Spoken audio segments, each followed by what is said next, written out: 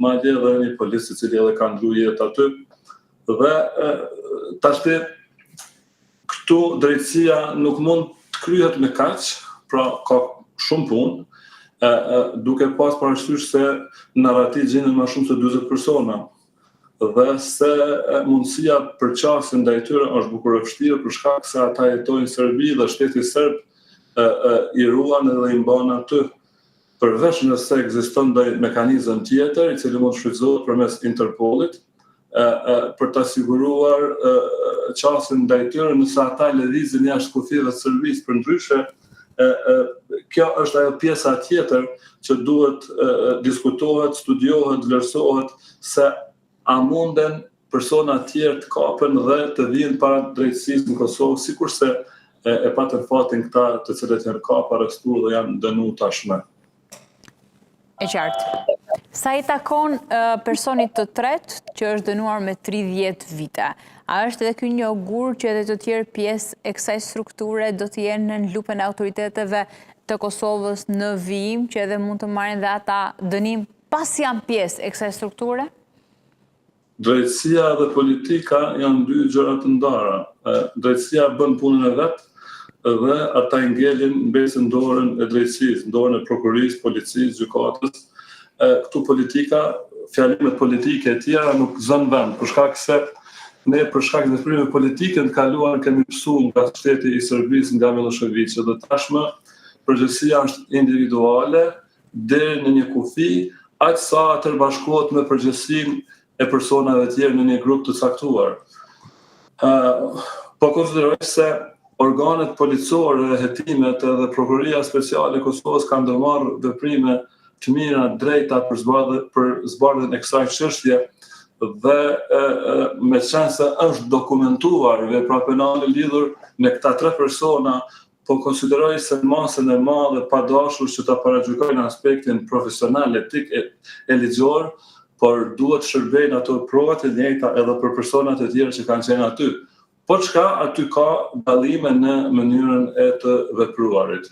Është rëndësishme të thuhet se vepra penale, për shembull, këta janë dënuar për vepra të njëjta, mirëpo ai personi që është dënuar 30 vjet e ka peshën pothuajse të njëjtë të dënimit me dënimin me burgim të përjetshëm, sepse edhe koha e lirimit prej dënimit me burgim të përjetshëm në aspektin e lirimit me kusht i do 30 vite, pra, për të kaluar edhe kështu që edhe në këtë aspekt nuk ka një dallim të madh, po konsideroj unë si në raportin me dënimin me burgim të përjetshëm dhe atë me 30 vite burgim, këto janë dënimet më të rënda që i parashë Kodit Penal i Kosovës.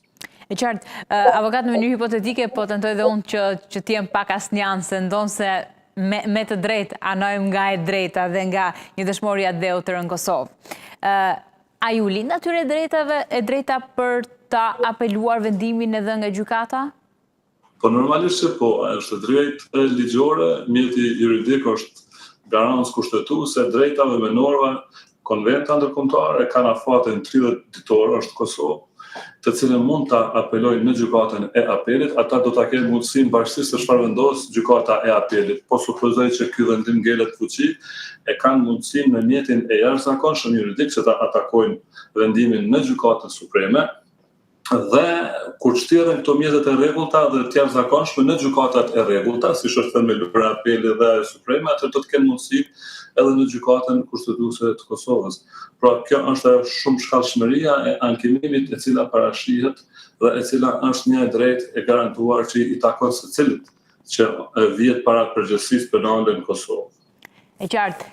Sa janë gjasat që të ketë një kërkesë të tyre apo të palës mbrojtëse nga ana e të dënuarve për jetë për të ekstraduar në Serbi?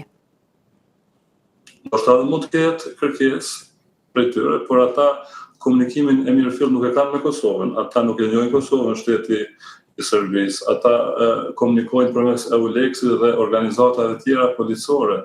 Ata ndoshta mund ta kërkojnë një gjë të tillë, por është shumë e vështirë.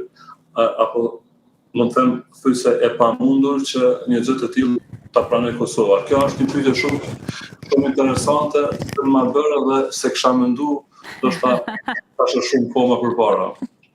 Nuk besoj që Kosova e pranon ekstradimin e tyre për shkak se kemi të bëjmë me vepra penale dhe ekziston edhe rreziku i përsëritjes së tyre shtur këtu faktit se në Serbi ne nuk e dim se çfarë lloj trajtimi ata do të kishin në të ardhmen. Pra, kjo është një farë thike me dy teha dhe nuk po besoj që mund ndodh, nuk e pranon Kosova një gjë të tillë, edhe pse s'ka marrëveshje me Serbinë. Serbia nuk e sepse do të jetë një marrëveshje në fuqi mes dy vendeve për të ndodhur ekstradimi i të burgosurve?